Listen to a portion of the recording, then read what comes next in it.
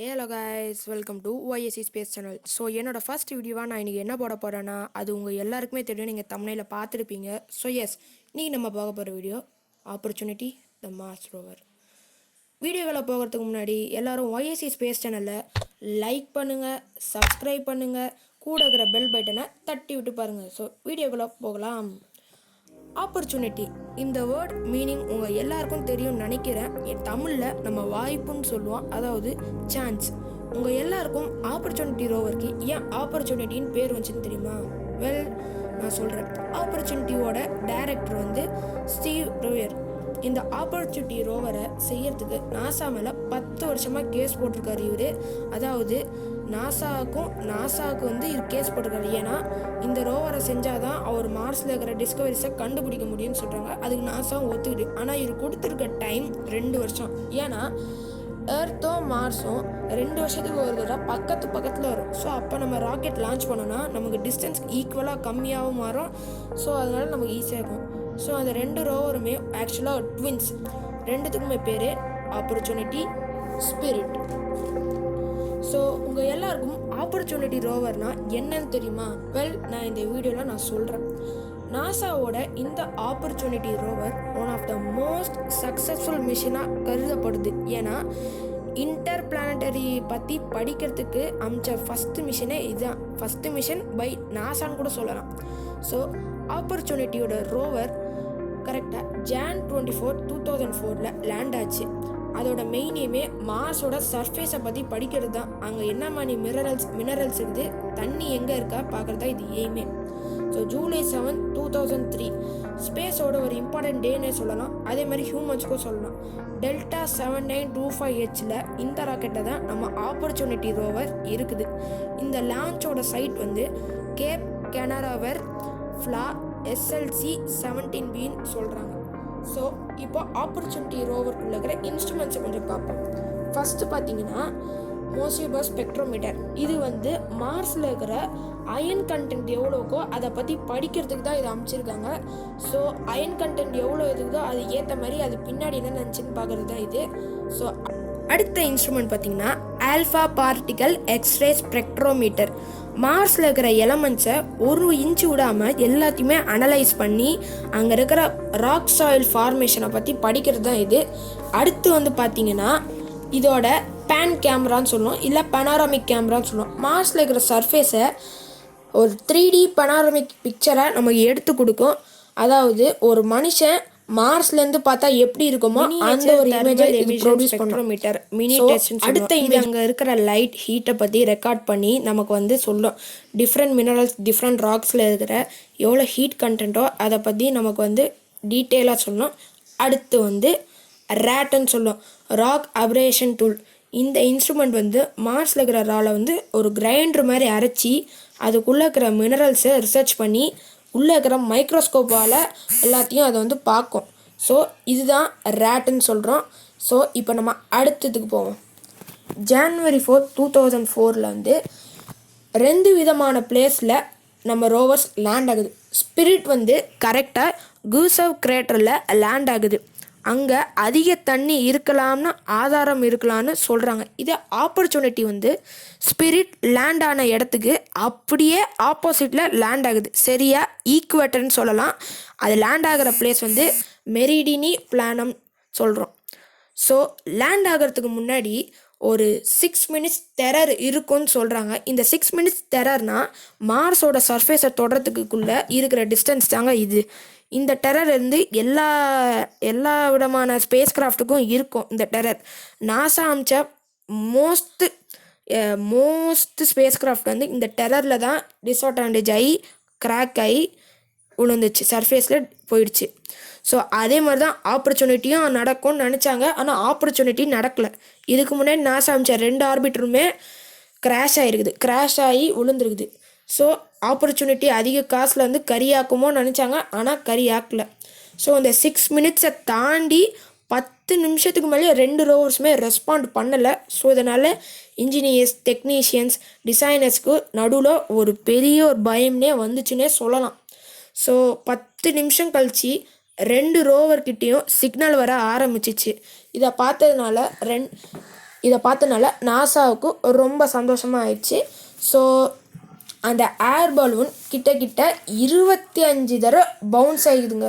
Bounce ஆகி மெரிடினி பிளானம்னு சொல்கிற இடத்த தாண்டி ஈகிள் கிரேட்டருங்கிற ஒரு குட்டியான ஒரு கிரேட்டரில் லேண்ட் ஆகிது. கிட்ட 15 கிலோமீட்டர் தாண்டி விழுந்துருது. ஸோ அது அமைச்ச ஃபஸ்ட்டு இமேஜே இதுதான். ஆப்பர்ச்சுனிட்டி ரோவர் அமைச்ச ஃபஸ்ட் இமேஜில் நம்ம பார்க்குறோம் அங்கே பெட்ராக் இருக்குன்னு ஆப்பர்ச்சுனிட்டி கன்ஃபார்ம் பண்ணியிருக்குது. பெட்ராக்குங்கிறது ஒரு ரொம்ப எசென்ஷியலான ஒரு திங். அது வந்து டெரெஸ்ட்ரியல் பிளானட்டில் இருக்கிறது ரொம்ப மெயின். ஸோ இதனால் இன்ஜினியர்ஸ் ரொம்ப சந்தோஷப்பட்டாங்க. இப்போது இனிமேலேருந்து ஆப்பர்ச்சுனிட்டி அதோட ரிசர்ச்சை ஸ்டார்ட் பண்ண போகுது. ஸ்பிரிட்டும் கூட சேர்ந்து ஸ்டார்ட் பண்ண போகுது. எடுத்தோடனே தங்கம் மாதிரி ஈகிள் கிரேட்டரில் ரிசர்ச் பண்ணும்போது அங்கே இருக்கிற ரோவருக்கு நிறைய ஒரு சின்ன கோலி குண்டு, அதாவது ப்ளூபெரிஸ் மாதிரி பார்த்துருக்குது. அதை ரிசர்ச் பண்ணும்போது தான் தெரியுது அது வந்து ஹெமடைட், அதாவது தண்ணி இருந்தால் தான் ஹெமடைட்டால் உருவாக்க முடியும். ஸோ மார்ஸில் தண்ணி இருக்குதுன்ட்டு கண்டுபிடிச்ச ஃபஸ்ட்டு எவிடன்ஸ் இந்த ஹெமடைட் ஓர் தாங்க. ஸோ இப்போ சன்செட்டை பார்க்குறோம் மெரிடினி பிளானமில்.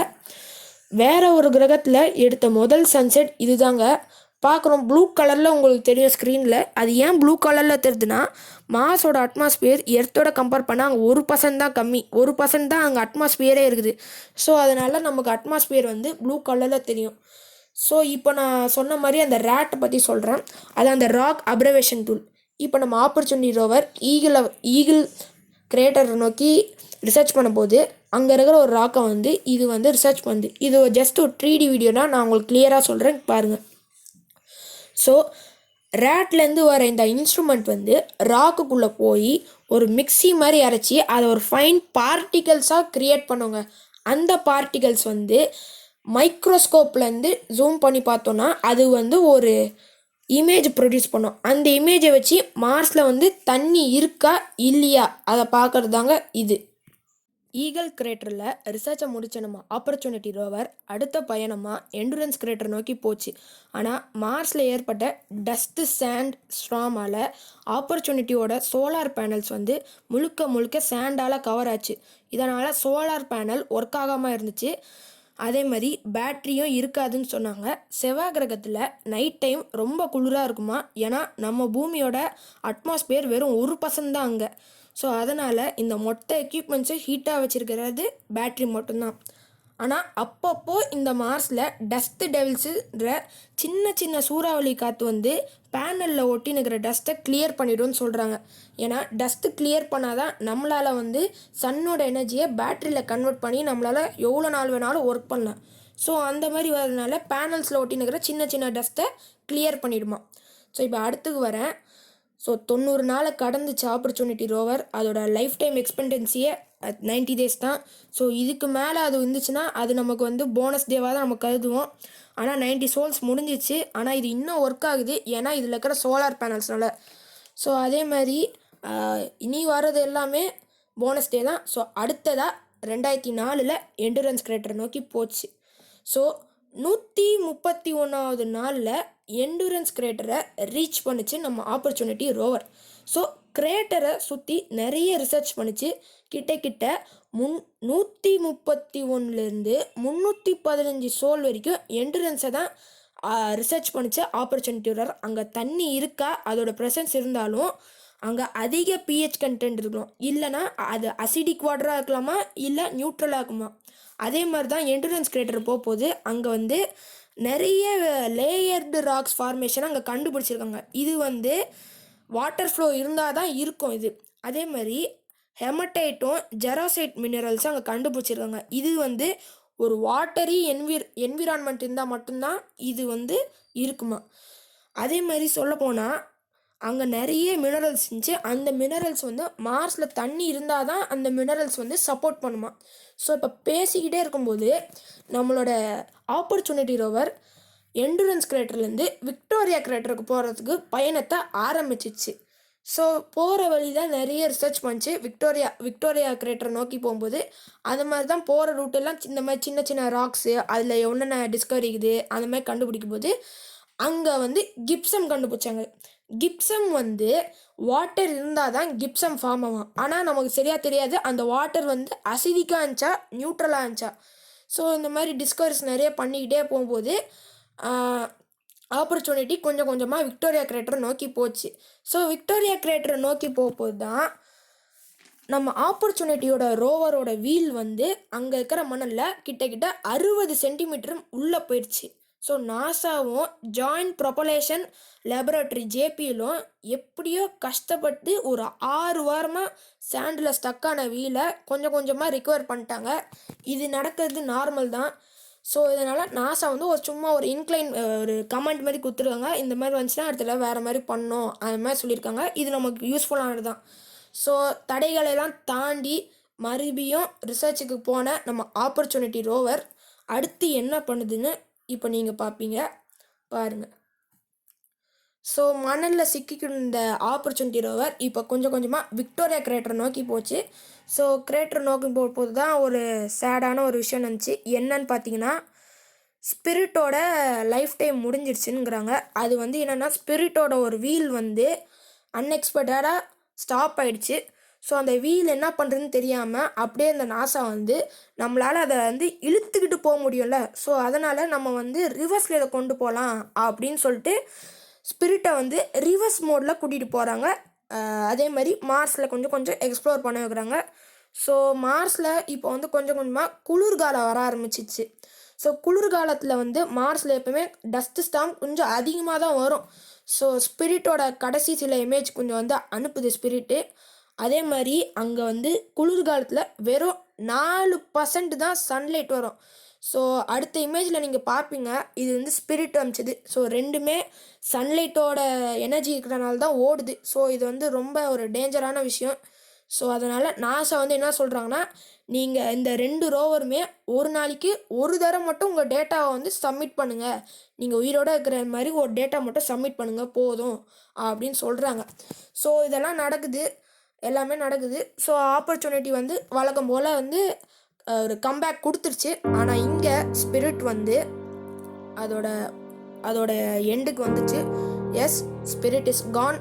ஸோ ரொம்ப வாரம் கழித்து ஸ்பிரிட்டுக்கு வந்து ஆப்ரேட் கொடுக்குறாங்க, கமாண்ட் கொடுக்குறாங்க. ஆனால் ஸ்பிரிட் வந்து எதுவுமே ஒத்துக்கல.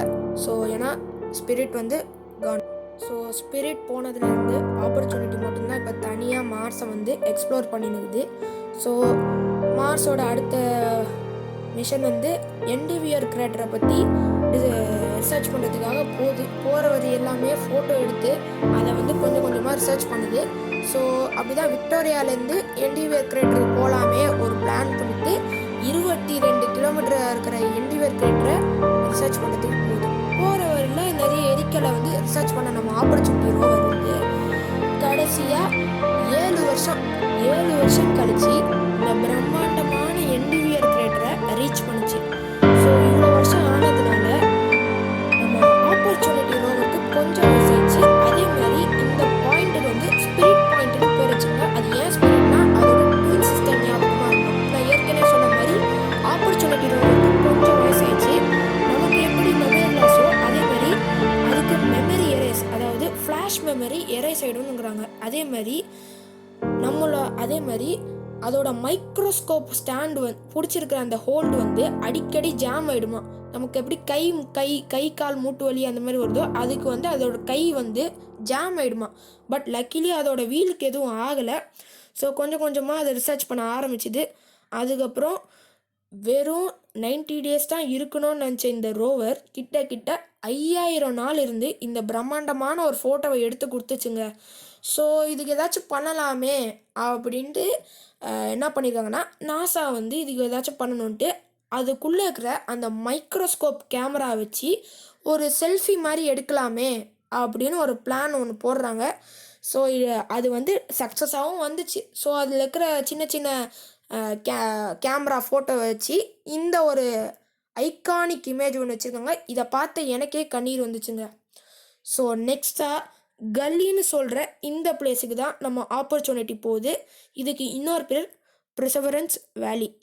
அங்கே தண்ணி இருக்கா, அதோட அறிகுறி இருக்கான்னு பார்க்குறதுக்காக போகுது. அங்கே உண்மையிலே தண்ணி தான் ஓடிச்சா இல்லை வால்கானிக் எரப்ஷன் தான் இருக்கிற ஏதாச்சும் தண்ணி ஓடிச்சான்னு தான் பார்க்குறதுக்கு தான் ஆப்பர்ச்சுனிட்டி அங்கே போகுது. பெர்செவரன்ஸ் வேலியை ரிசர்ச் பண்ணும்போது ஒரு மிகப்பெரிய சாண்ட்ஸ்டார்ம் மார்ஸ் ஃபுல்லாகவே நடந்துச்சுங்க. இது வழக்கம் போல் 2 மடங்கு ஸ்ட்ராங்காக இருந்துச்சுன்னு சொல்கிறாங்க. சூரியனோட வெளிச்சம் சுத்தமாக இல்லைங்க. கொஞ்சம் கொஞ்சமாக சூரியனோட ஒளியும் கம்மியாச்சு. இதனால் ஆப்பர்ச்சுனிட்டி ரோவரோட பேட்ரி லைஃப் கொஞ்சம் கொஞ்சமாக வீக் ஆயிடுச்சு. இந்த மணல் புயல் சுமார் 6 மாதம் இருந்துச்சுவாங்களே, 6 மாதம் இருந்துச்சு. இதனால் ஆப்பர்ச்சுனிட்டி ரோவர் பேட்ரி லைஃப் கொஞ்சம் கொஞ்சமாக வந்து கடைசியில் டெட் ஆயிடுச்சு. இந்த மணல் புயல் நடக்கும்போது 1% கூட சன்லைட் என்டர் ஆக முடியாத அளவுக்கு ஆயிடுச்சுங்க. ஸோ 6 மாதம் அப்புறம் இந்த புழுதி காற்றுலாம் போனதுக்கப்புறம் தொடர்ந்து நிறைய கமெண்ட்ஸ் பூமியிலேருந்து நாசா சென்ட் பண்ணாலும் அங்கே ஆப்பர்ச்சுனிட்டி கிட்டேருந்து ஒரு ரிப்ளையும் வரல. ஆப்பர்ச்சுனிட்டி ரோவரை நிறைய தடவை காண்டாக்ட் பண்ணாலும் அது அவுட் ஆஃப் காண்டாக்டில் போயிடுச்சு. ஆப்பர்ச்சுனிட்டி ரோவர் அமைச்ச கடைசி ஃபோட்டோ இதுதான். ஒரு பார்ட் 1 வந்துச்சு, my battery is getting low and it's getting dark here.